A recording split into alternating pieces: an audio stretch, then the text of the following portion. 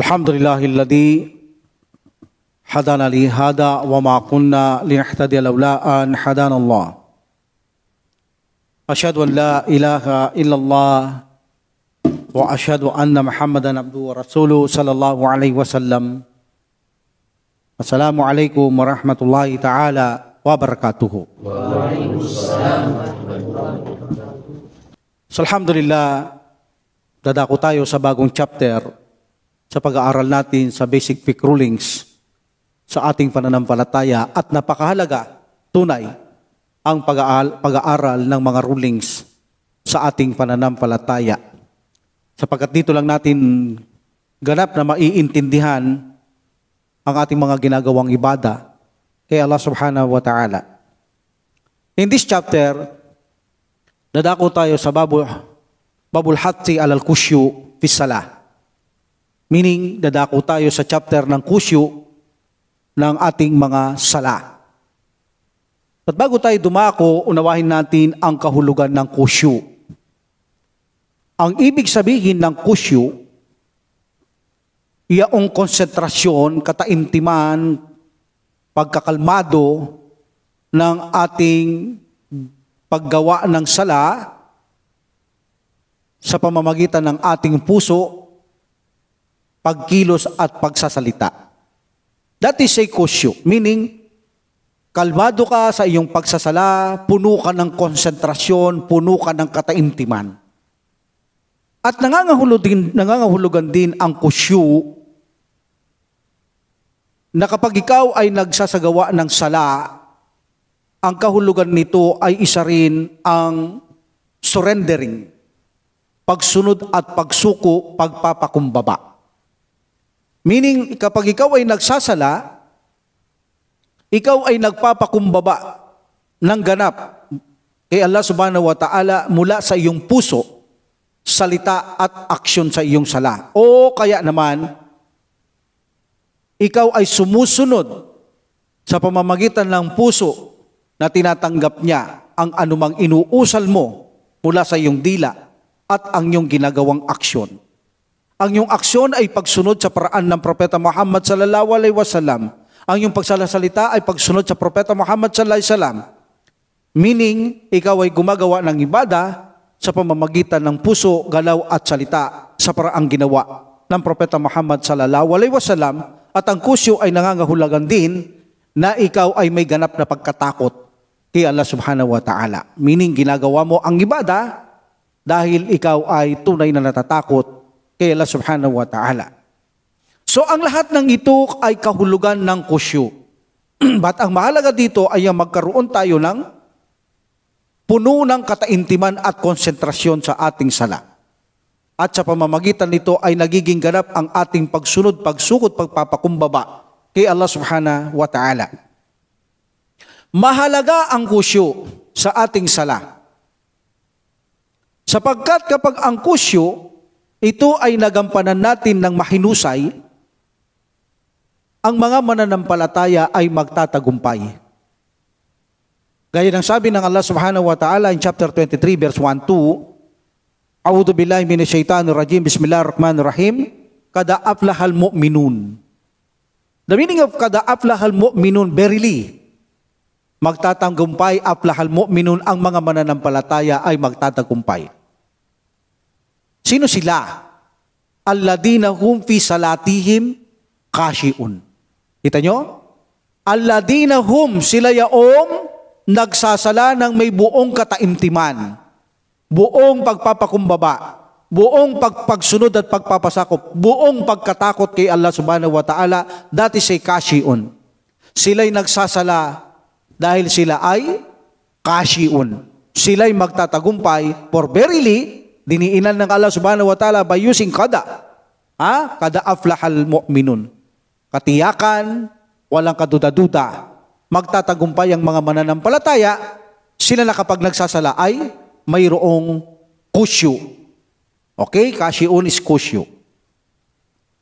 So in this situation, ayon kay Propeta Muhammad sallallahu alaihi wasallam, ang inyong mga grado, baga sa para kang nagtetes habang nagsasala. Dahil ito ay pagsubok sa ng Allah subhanahu wa ta'ala, ay bibigyan kanya ng grado. Porsyento sa iyong ginagawa kung anong porsyentong reward ang mapapala mo sa iyong pagsasala sa harapan ni Allah subhanahu wa ta'ala. Ang Prophet sallallahu alaihi wasallam ay nagsabi na ang porsyento ng inyong sala o grado, marka ng inyong sala ay nakadepende sa inyong kusyo. Nakadepende sa inyong kusyo. Kung gaano kataas, katayog ang inyong kusyo, ganun din katayog, kataas ang iyong grado. Kung ang iyong kusyo ay bagsak, kulelat, babagsak din ang reward mo kay Allah subhanahu wa ta'ala, kundi wala kang napala, kundi ginampanan mo lamang ang iyong obligasyon, o baka hindi pa natanggap dahil hindi mo alam ang mga batas ng sala kapag ikaw ay nagkakamali.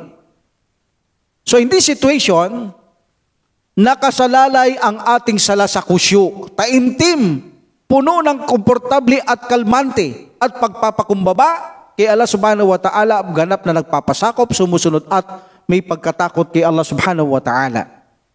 Kaya unang-unang gagawin ng isang Muslim, bago tayo magsala, pakatiyakin natin na tayo ay kalilimutan natin ang lahat ng anumang bagay na ginagawa natin, pinagkakaabalahan natin, iniisip natin. Kapag tayo ay darating na sa sala, magkalmado ka, magsagawa ka ng pagsasanay, pagsusikap na magkaroon ka ng puno ng kataimtiman sa iyong pagdarasal na may kasamang buong pagkatakot at ganap na pagpapakumbaba sa harapan ni Allah subhanahu wa ta'ala. Kakalimutan mo ang lahat. Pagharap mo kay Allah subhanahu wa ta'ala, yun lang ang focus mo. Kay Allah subhanahu wa ta'ala lamang ang focus mo. Wala kang aalalahanin kahit anong problema, kahit anong pagsubok, karangyaan, ang binigay sa iyo ng Allah subhanahu wa ta'ala, kakalimutan mo ang lahat ng yan. Aharap ka sa iyong obligasyon kay Allah subhanahu wa ta'ala, nagagampanan mo ito ng buong buo na ang iyong gagawin ay buong kataimtiman. Nang sa ganun ay hindi tayo ma-distract, maabala, maantala sa ating mga pagsasala. Wala tayong iniisip maliban na ang paglilingkod na ginagawa nating sala kay Allah subhanahu wa ta'ala. So remember that. Unang-unang dapat nating gawin ay kalimutan nyo ang lahat ng anumang bagay na iniisip natin o ginagawa natin. But hindi naman maiiwasan magkamali talaga ang isang Muslim o makalimot tulad ng Prophet sallallahu alaihi wasallam at madalas ang mga Muslim. Pero alam niyo ba sila ay nakakalimot hindi dahil sa makamundong bagay. Sila ay hindi nakakalimot dahil lamang sa mga makamundong bagay. Hindi sila nakakalimot dahil sa kanilang iniisip na mga libangan, kayamanan, karangyaan, hindi.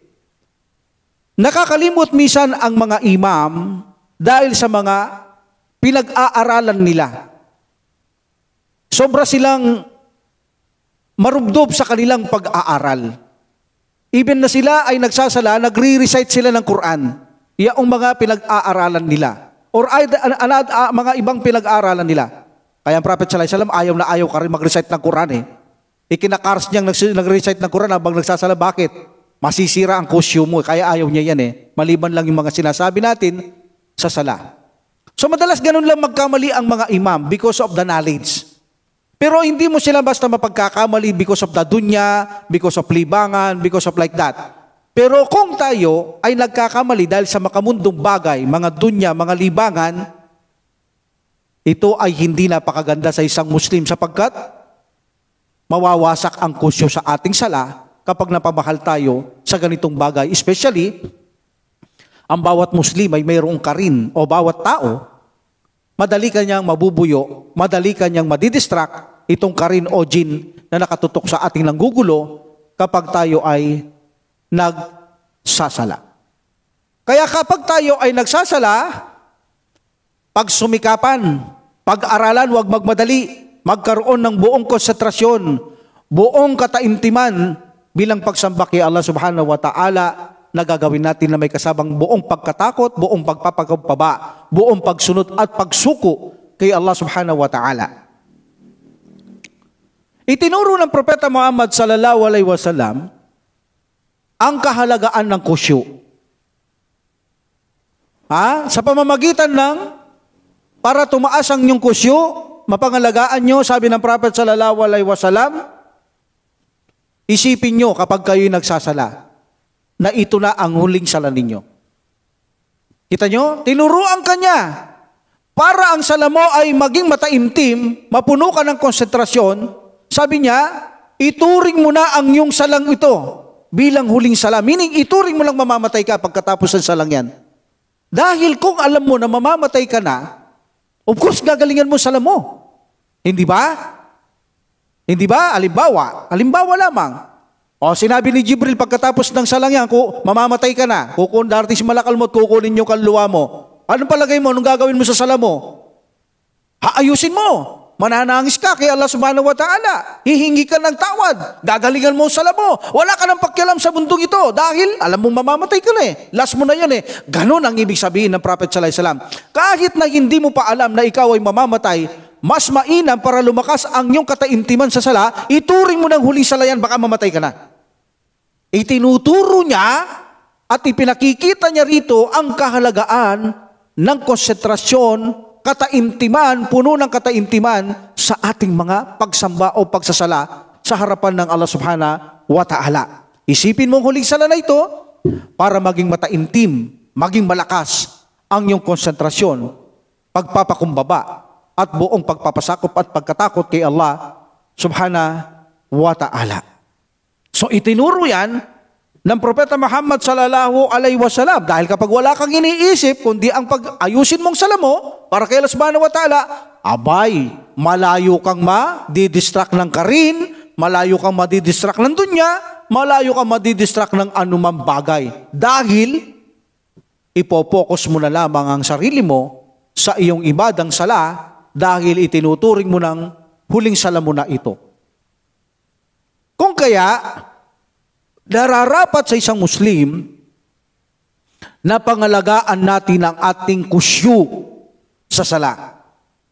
Huwag hayaang masira ng anumang bagay ito, either panlabas, either panloob.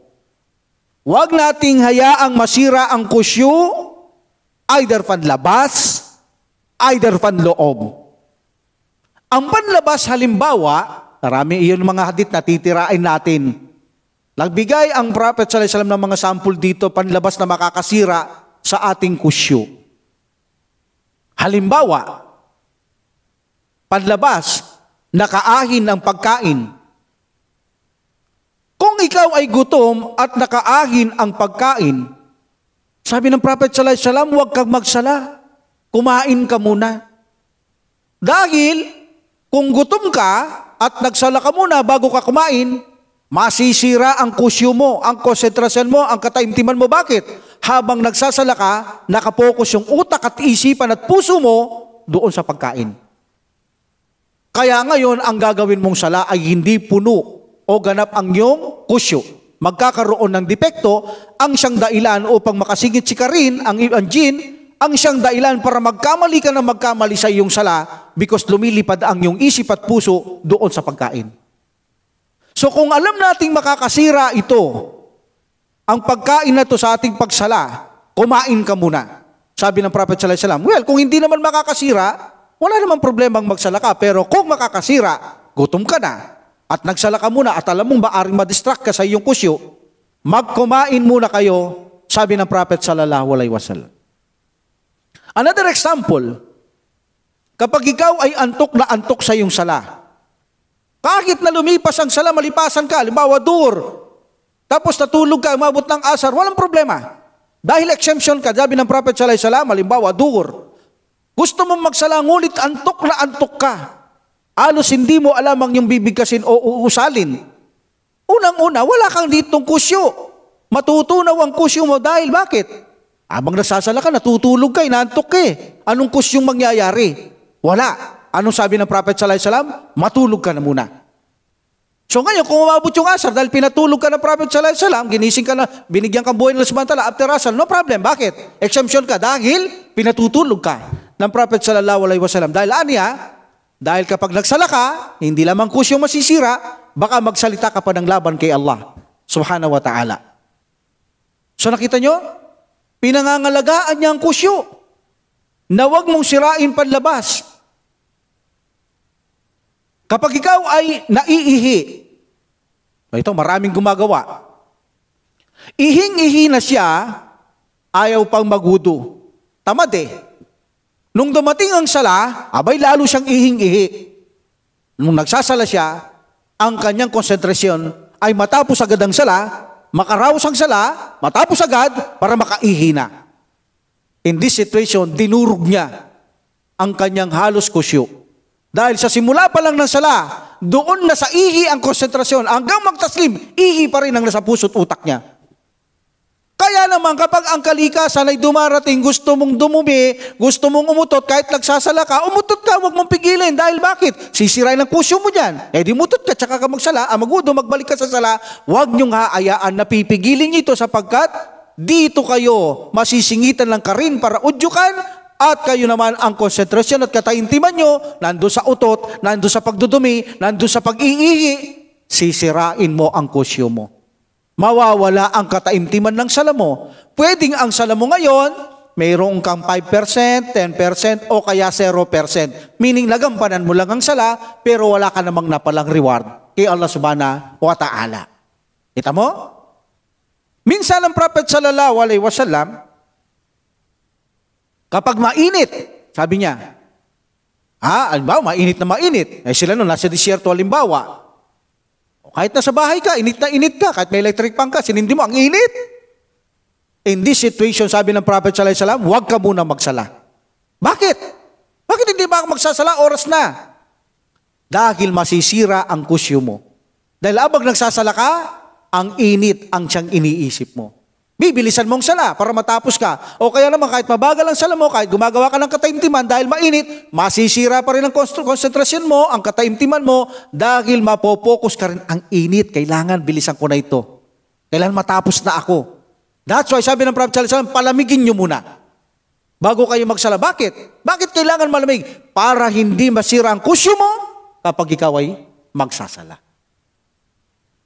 Ang mga pagdidikit ng sala, yung mga hardship in situation, kahit hindi ka musafir, kahit nasa bahay ka. Bakit pinahintulot niyang magdikit? Halimbawa, may sakit, o kaya hardship, sobrang hinit ng panahon, sobrang lamig, may dahilan. Pinadidikit niyang sala mo, pero walang bawas doon, hindi ka man lalakbay. Pwede mong idikit doon sa unang sala, pwede mong idikit sa pangalawang sala, duhur asar, or magribi siya. Bakit? Dahil, kaya pinadidikit niya ang sala para magawa mo kung saan magawa ang magaan na sala. Dahil sa kahirapan na sitwasyon, necessity, hardship, gawin mo ang sala kung saan maluwag para ang kusyo mo hindi masira. Dahil kung gagawin mo ang sala doon sa oras na hindi ka pinahintulutan magdikit at doon ay napakahirap na sitwasyon, masisira ang kusyo mo. Kaya ipinadikit niya at kahit saan mo gusto magdikit, dur asar, para magawa mo ng magaan ng sala at nang sa ganun ang kusyo mo ay mapangalagaan. Ganon din sa travel, parehas lang yan. Sa masjid, kapag umulan, like for example, Maghribi siya, nagsasala kayo maghrib, umuulan. And then, idinikit ninyo dahil umuulan eh. And this is a sunnah na kailangan ipagdikit nyo ang sala kapag maulan na, so maghrib, tapos dikit nyo ang isya. Pero walang bawas to, walang bawas. Pero bakit ito pinahintulot ng Prophet sallallahu alaihi wasallam na idikit ang maghrib at isya kapag umuulan? Dahil kapag nagmaghrib kayo at hindi nyo dinikit at umuwi ang mga Muslim sa kanilang bahay, maaaring hindi na siya babalik sa masjid. Especially ang daan maputik, walang ilaw, maaaring hindi na siya bumalik. Pero kung dinikit nyo, hindi na sana siya nalagay sa kahirapan, natapos niya ang ganyang tungkulin sa masjid. Or pangalawa, kahit nagbalik siya, kung basa siya at nagsala, masisira ang kusyo niya. Bakit? Basa ka, hindi ka masisira ang kusyo mo, basang-basa ang suot mo, kaya ayaw ng Prophet sallallahu alaihi wasallam ang isang Muslim na nagsasala siyang basa. Maliban na lamang kung talagang necessity o nangyayari na tulad ng Prophet sallallahu alaihi wasallam, nagsasala siya, biglang umulan, nabasa siya, hindi naman siya pwedeng tumigil, walang problema. Pero yung alam mong basa ka, tsaka ka magsasala, umpisa pa lang ng sala mo, tiyak, ang kusyo mo ay sira dahil nanlalamig ka eh. Basang-basa ang sinusuot mo. So dito makikita natin ang kahalagaan ng kusyo ng sala. binigyan tayo ng mga malalawakang exemption ng Propeta Muhammad sallallahu alaihi wasallam sa ating mga ibada upang hindi masira lang ang kusyu. At alam natin, ang kataintiman ng sala ng Prophet sallallahu alaihi wasallam at mga sahaba, kahit dumapo ang ibon sa ulo nila, hindi mo makikitang titinag yan at hindi nila napapansin ang ibon na sa ulo nila. Ganong kalalim ang kanilang konsentrasyon, kataimtiman, buong pagpapakumbaba kay Allah subhanahu wa ta'ala sa kanilang sala. Kahit dumapo ang ibon sa ulo, hindi nila namamalayan na may ibon sila sa ulo. Ganon ang kusyo. So in this situation, nakikita natin ang kahalagan ng kusyo. Sometimes ang Prophet sallallahu alaihi wasallam, binigyan din tayong exemption, halimbawa may ahas sa harapan mo, o scorpion, o maaring patayin ka, asong itim, maaaring lapain ka habang nagsasala ka. Can you imagine, pinahintulot ng Prophet sallallahu alaihi wasallam, patayin mo muna yon. At tapos itapon mo, magugas ka ng kamay, najis yan, pag napatay mo, nawakan mo, tapon mo. Dahil hindi pwede sa tabi mo yon, najis yon. So in this situation, makita mo, tapos bumalik ka lang sa sala, huwag mo nang ulitin. Hindi pinapaulit ng Prophet sallallahu alaihi wasallam. Bakit niya ginagawa yun? Dahil kung may aasarapan mo at magsasala ka, madudurog kusyo mo. Dahil hindi na lang ang tinitignan mo habang nagsasala ka. Kung tutuklawin ka niya, mamamatay ka. Ano mangyayari sa sala mo? Kaya pinahintulot niya na patayin niyo muna ito bago niyo ituloy ang inyong sala. Bakit? Para lamang hindi kayo madistract o masira ang inyong kusyo, kataintiman, konsentrasyon sa inyong mga sala. Ganyan kahalaga ang kusyo sa ating mga pagsasala. Mataimtim, malalim na konsentrasyon, pagpapakumbaba, pagpapasakop at pagsunod, at buong pagkatakot kay Allah subhanahu wa ta'ala. Isa pa sa itinuro ng Propeta Muhammad sallallahu alaihi wasallam, para lumakas ang inyong kusyo sa inyong sala, kailangan isipin ninyo na ang Allah subhanahu wa ta'ala ay nakatingin sa inyo. Sabi niya, habang nagsasala ka, nakaharap ka sa manlilikha, hindi sa lilikha. Sa manlilikha ka, nakaharap yung pinagkakautangan mo ng lahat-lahat na binigay sa iyo, ang Allah subhanahu wa ta'ala. Ikaw ay nakaharap sa Kanya at isipin mo, sabi ng Prophet sallallahu alaihi wasallam, na nakatingin sa iyo habang nagsasala ka. Meaning kapag alam mo nakatingin siya, gagalingan mo ang iyong ibadah para sa Kanya. Respetuhin mo siya. Dahil alam mo nakatingin siya sa iyo, gagampanan mo ng itong buong mataimtim, buong full concentration, buong pagpapakumbaba, buong pagpapasakop, dahil nakatingin sa iyo ang Panginoon Allah subhanahu wa ta'ala, rerespetuhin mo siya. Diba? Buong respeto ang bibigay mo. Gagalingan mo ang iyong sala. So in this situation, itinuro din ng Propeta Muhammad sallallahu alaihi wasallam na kapag kayo nagsasala, ituring nyo na ang iyong salang huling sala. Pagkatapos, ituring nyo sa inyong sala na ang Allah subhanahu wa ta'ala ay nakatingin siya sa inyo. At tiyak naman at walang alinlangan na nakikita tayo ng Allah subhanahu wa ta'ala. In this situation, talagang ipinapakita ng Prophet sallallahu alaihi wasallam ang kahalagaan ng kataimtiman, ng ganap na konsentrasyon, ganap na pagpapasakop, pagsunod at ganap na pagkatakot sa ating pagdarasal kay Allah subhanahu wa ta'ala by way of our heart, by way of our saying, by way of our limbs or action. Nakikita niyo sala natin sa action? Buong pagpapakumbaba yan. Yumuyuko ka, nagpapatirapa ka, tumatayo ka, at yung mga sinasabi natin, pagluwalhati, pagpuri kay Allah subhanahu wa ta'ala, paghiling kay Allah subhanahu wa ta'ala, ang lahat na ito ay kasama sa ating ginagampan ng sala, nakaakibat ang kusyo. So kung mapapansin natin, kapag tayo ay hindi marunong sa ating mga kusyo, sometimes, ang sala natin ay nagkakaroon ng malaking epekto. Or sometimes, kung wala tayong ganap na pagsunod o pagkatakot kay Allah subhanahu wa ta'ala, nagkakaroon ang ating sala ng malaking depekto patungkol sa biyaya o reward na ibibigay ng Allah subhanahu wa ta'ala. Like for example, pagpapakumbaba, the other meaning of kusyo, buong pagpapakumbaba, pagsunod, surrendering, pagkatakot. May mga Muslim na kahit anong sabihin mo, na ang obligasyon ng lalaki ay magsala sa masjid, kahit naririnig ang adan, hindi nila ito tinutugon. Kahit naririnig ang adan, hindi nila ito tinutugon.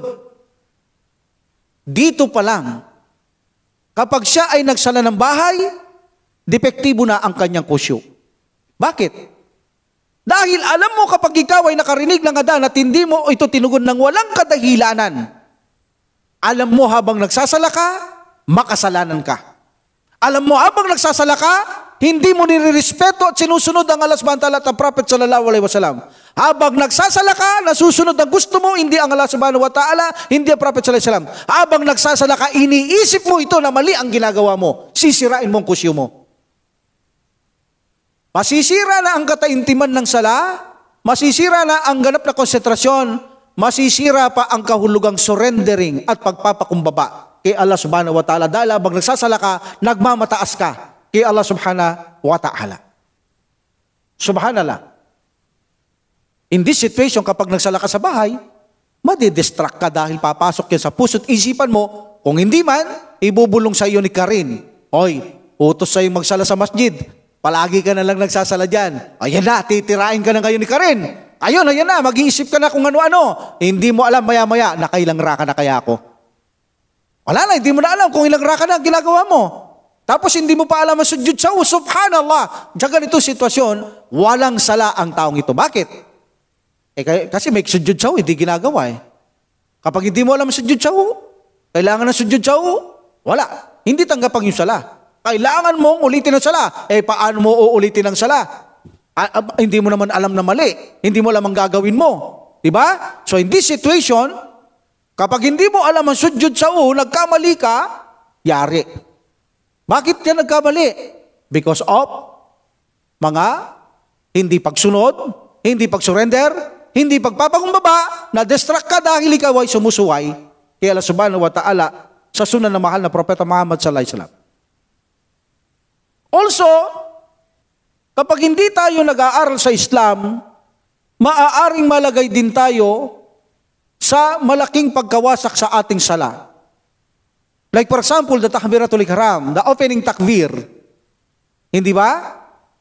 Kapag tayo hindi nag-opening takbir, wala tayong sala because these say pillars. Bagamat sinasabi ng iba, these say only recommended, but malakas these say pillars. But ang gusto kong iparating dito, ang kusyo ay nakasalalay sa ating mga sinasabi, gaya sabi ko, at ating mga inaaksyon, kailangan naiintindihan natin ang ating sinasabi at mga inaaksyon. Dahil, kahit na ikaw ay mataintim sa iyong pagsamba sa pagsala, kung hindi mo naiintindihan ang sinasabi mo, at hindi mo rin naiintindihan ang mga aksyon mo sa sala, hindi mo makukuha ang perpektong sala. Halimbawa, alam mo na ang kahulugan ng Allahu Akbar. Yes, alam mo, ang Allah subhanahu wa ta'ala ang pinakadakila. Ngunit hanggat hindi mo alam ang kaibuturan ng kapaliwanagan nito, hindi mo madarama sa iyong puso ang pagbibigay ng mong surrendering kay Allah subhanahu wa ta'ala. Dahil ang alam mo lang, ang Allah pinakadakila, pero hindi mo talaga alam kung paano siya naging dakila sa lahat ng bagay, sa lahat ng nilalang, sa lahat ng ari. Kailangan alam mo. Kailangan alam mo ang paliwanag kung bakit mo tinataas ang iyong kamay. Kaya mga iba, pag nag-takbiratul ihram, yun na lang, Allahu Akbar. Yes, wala naman mali. The majority, they are agree na kahit hindi mo itaas after takbiratul ihram yung kamay, no problem. But, ano ba ang kahalagaan ng pagtaas ng kamay? Bakit mo itinataas ito pag ikaw ay nagsasabi ng Allahu Akbar? Like the Prophet sallallahu alaihi wasallam. Kaya sabi ng Prophet sallallahu alaihi wasallam, pray as you see me pray. Magsala kayo kung paano ka nagsasala. Ang Prophet sallallahu alaihi wasallam gumagawa ng takbiratul ihram at every time na ruruko siya nagtataas ng kamay. Every time na sa angat, siya magtataas ng kamay. Pero maraming Muslim ang hindi sinusunod ito. Gaano ba kahalaga ang nagtataas ka ng kamay? Dapat mo maintindihan yan dahil kabilang yan sa kusyo kung bakit ka nagtataas ng kamay. Di ba? Kung na lang yung inuhuli ng mga pulis. Pag sinabi suko, tataas mong kamay mo. Anong ibig sabihin nun? Sumusuko ka. Di ba? Suko ka na. Kapag ikaw ay nagtataas ng kamay sa harapan ng Allah subhanahu wa ta'ala, hindi lang ito pagpapatunay habang nakatayo ka na ikaw ay sumusuko, sumusunod, sumusurrender sa Kanya. Kundi ay niluluwalhati mo ang Allah subhanahu wa ta'ala by raising your hands, giniglorify mo si Allah subhanahu wa ta'ala. Gusto mo siyang dakilain, gusto mo siyang luwalatiin, gusto mong ipakita na ikaw ay susuko sa Kanya, susunod sa Kanya. Ang sarap ng sala mo, damang-dama mo ang kataimtiman at punong konsentrasyon sa iyong sala kapag kaganyan ka. When you say alhamdulillah, naintindihan natin ang kahulugan, ang lahat ng pagpuri ay kay Allah. That's it. Ang lahat ng pagpuri ay kay Allah subhanahu wa ta'ala. Pero hanggang doon lang. Minsan nga, hindi man naintindihan to ng Muslim eh. Basta yung minister niya, alhamdulillah rabbil alamin, ar-Rahman ar-Rahim, Maliki yawmiddin. Ganun lang eh. Wala, kahit kahulugan, wala. Pero kahit naintindihan mo ang ibig sabihin ng alhamdulillah, ang lahat ng pagpuri ay kay Allah subhanahu wa ta'ala, hindi pa rin magiging perfecto ang iyong kusyo kung hindi mo naintindihan kung bakit mo sinabi yun. Kailangan naiintindihan mo when you say alhamdulillah, you must understand what is the essence of alhamdulillah. Kapag sinabi mo ang alhamdulillah, meaning, dalawang bagay ang nangyayari sa iyo. Either na mga biyayang dumarating immediately, or mga biyayang matagal nang ginawa bago ka pa, nandyan hanggang ngayon pinakikinabangan mo. That's why you may say alhamdulillah. At hindi mo sinasabi ang alhamdulillah nang walang pasasalamat. Kaya iniliwat ang alhamdulillah, lahat ng pasasalamat at pagpupuri ay kay Allah subhanahu wa ta'ala lamang. Yes, binigyan ka ng Allah subhanahu wa ta'ala ng anak, alhamdulillah. Binigyan ka niyang immediately na biyaya, alhamdulillah. Binigyan ka ng bigas ng Allah subhanahu wa ta'ala immediately, alhamdulillah. Binigyan ka ng pakikinig ng tulad ng mga lecture na ito, alhamdulillah. So immediately, alhamdulillah, meaning nagpapasalamat ka. Kumain ka, alhamdulillah. Pagkatapos mo kumain.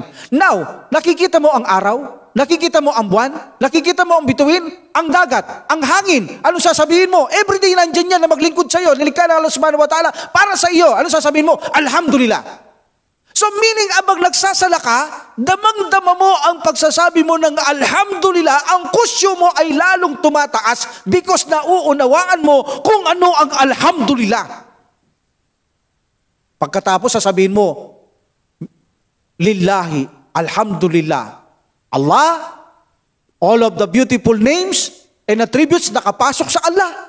Subhanahu wa ta'ala, tinatawagan mo na, pinupuri mo lahat yun, pinasasalamatan, lahat ng pangalan ng Allah subhanahu wa ta'ala na nakapasok sa pangalang Allah. Pagkatapos nakikita mo, alhamdulillah, Rabbi.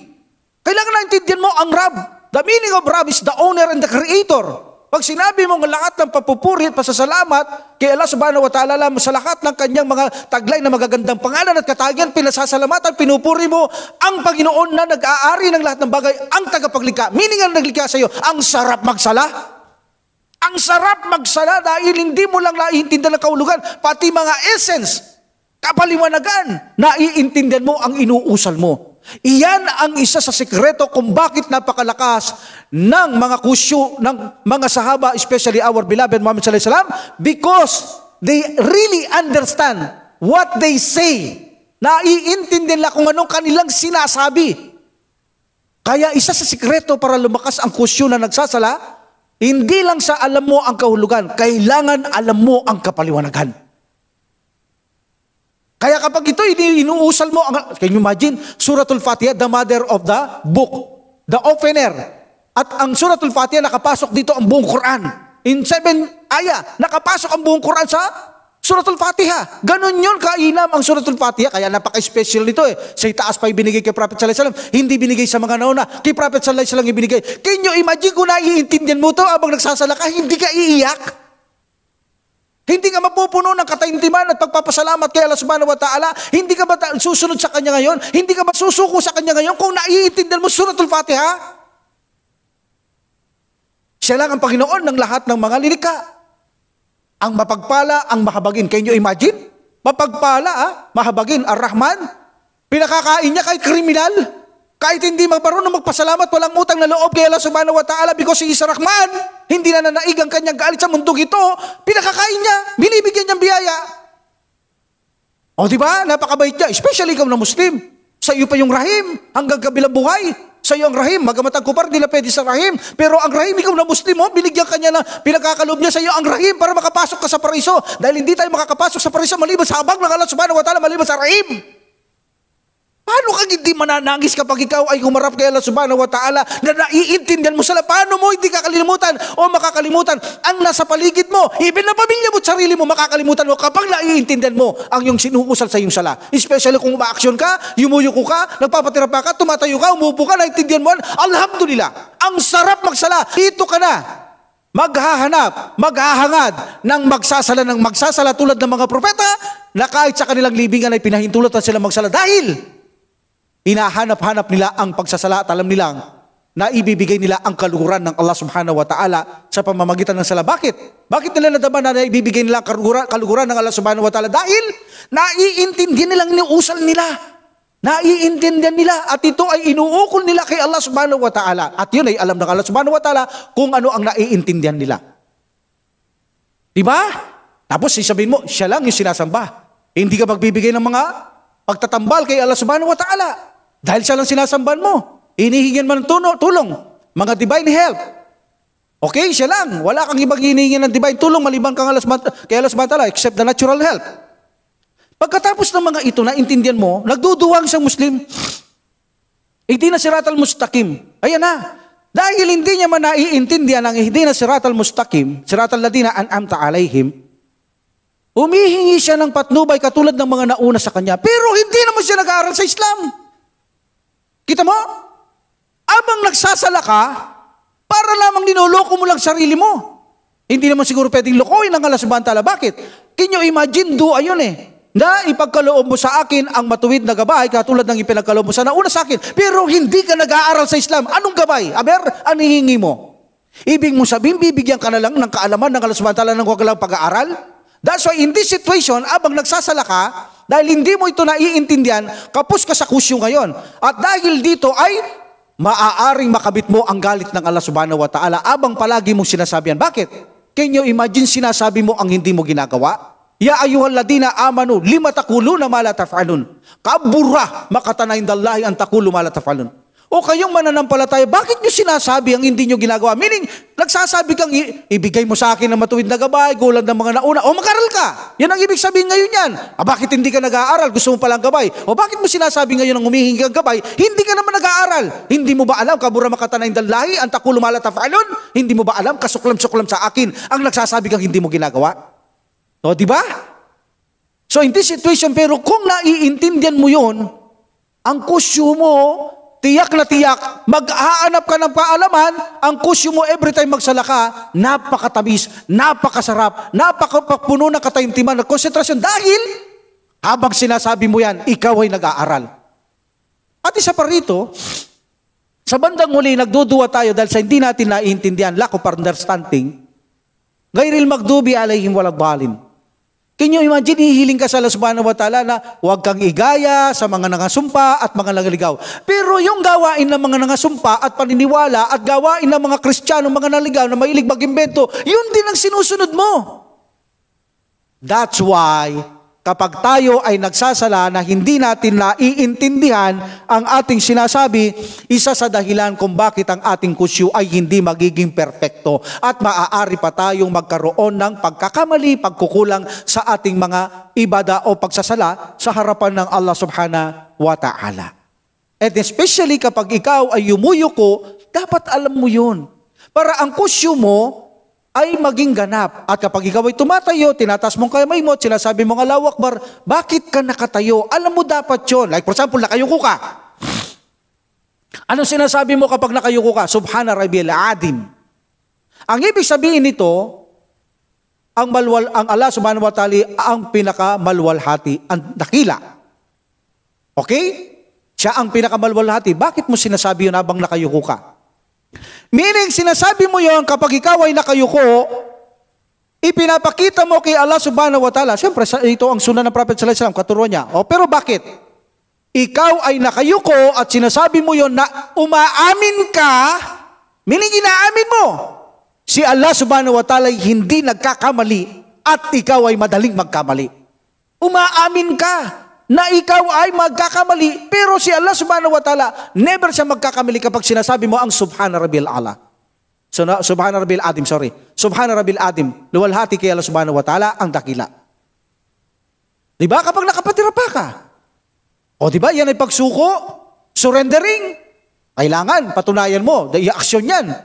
Aksyon niya, kailangan patunayan mo sa kanya ang sinasabi mo. Ikaw ay hindi magmamataas, kaya nga sinasabi mo Subhana Rabbil Ala Ang Allah subhanahu wa ta'ala ang kataas-taasan Bakit? Hindi ka magmamataas, magpapakumbaba ka, susunod ka sa kanya. Sa kanya lamang susundin mo ang Allah subhanahu wa ta'ala at ang Prophet sallallahu alaihi wasallam. Pero every time na magpatira pa ka, ang ginagawa mo ay pagsuway kay Allah subhanahu wa ta'ala.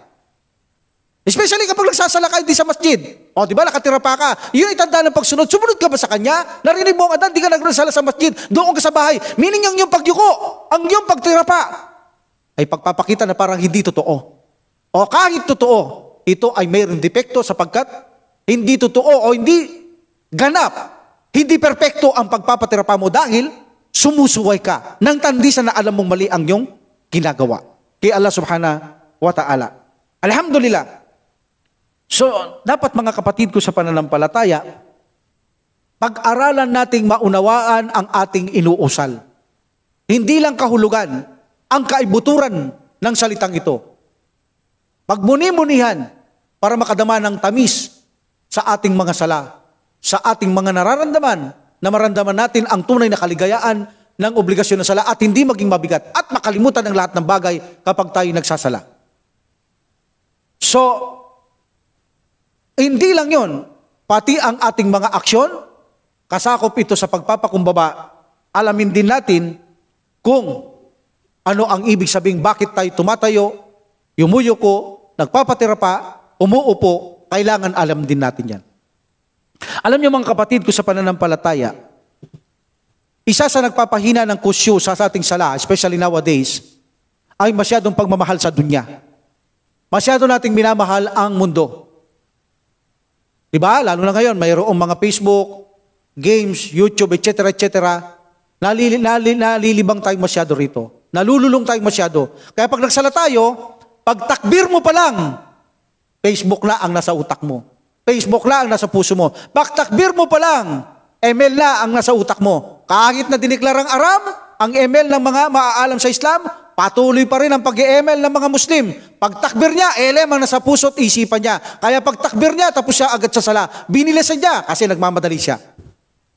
Yan ngayon ang dahilan kung bakit tunaw na tunaw tayo sa kusyo because ang pagmamahal natin sa dunya.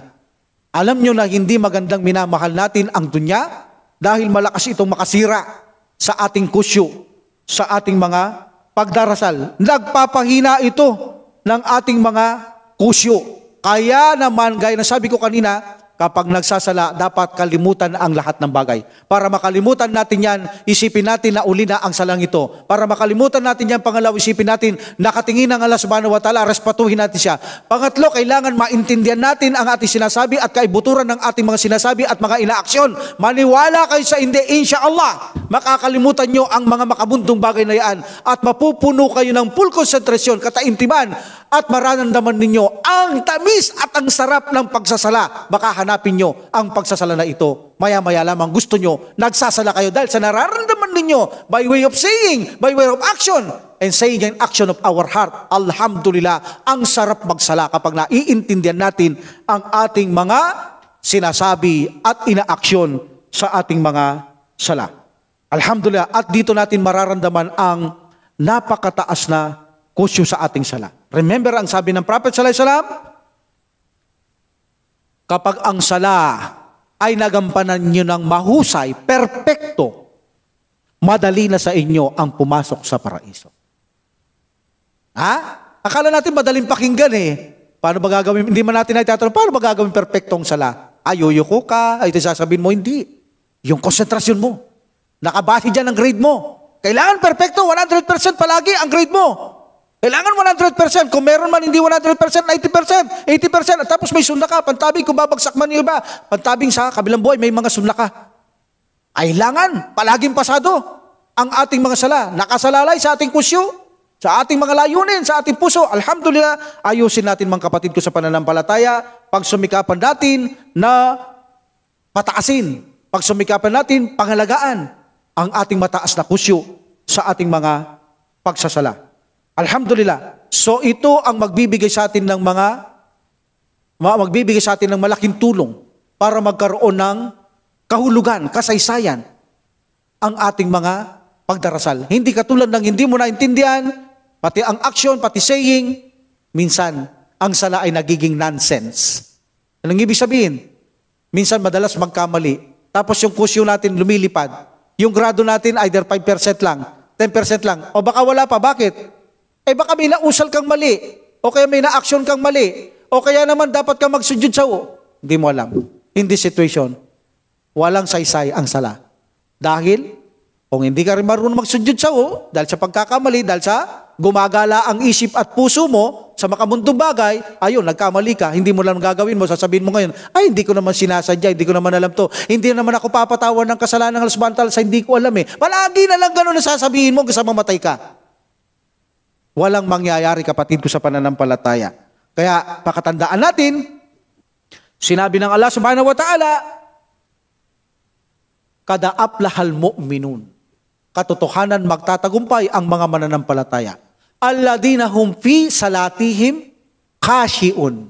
Sila yung mga nagsasala na puno ang konsentrasyon, kataimtiman, pagpapakumbaba, pagsakop, pagsunod at pagkatakot kay Allah subhanahu wa ta'ala sa kanilang mga pagsasala. Meaning perfect sala. Sila'y magtatagumpay, sabi ng Allah subhanahu wa ta'ala, kung ang iyong sala ay ganap ang iyong kusyo sa iyong sala. Kaya mga kapatid ko sa pananampalataya, huwag magpadalos-dalos sa ating mga sala. Ito isang tanda. Halimbawa, hindi ka marunong kusyo. Minsan may pumasok sa masjid at ito ay late ng sala.